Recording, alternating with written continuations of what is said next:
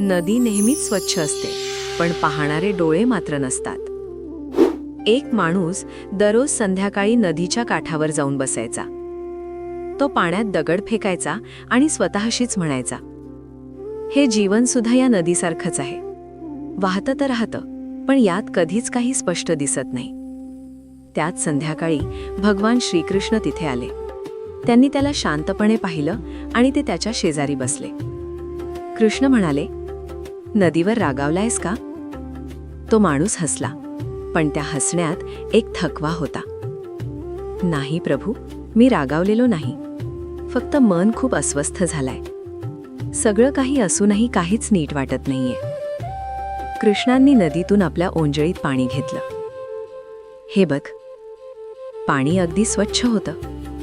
मग कृष्णांनी तेच पाणी त्या माणसाजवळ असलेल्या एका मातीच्या मळकट भांड्यात टाकलं।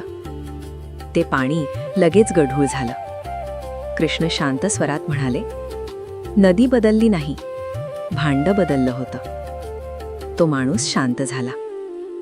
कृष्ण म्हणाले, आयुष्यातील घटना या नदीसारख्याच असतात, स्वच्छ। पण जर विचारच गुंतलेले असतील तर प्रत्येक अनुभव वाईटच वाटतो। त्या माणसाचे डोळे भरून आले। तर मग माझी समस्या बाहेरच्या जगात नाहीये का? कृष्ण हसले आणि म्हणाले, बाहेरच्या समस्या तर प्रत्येकाकडे असतात।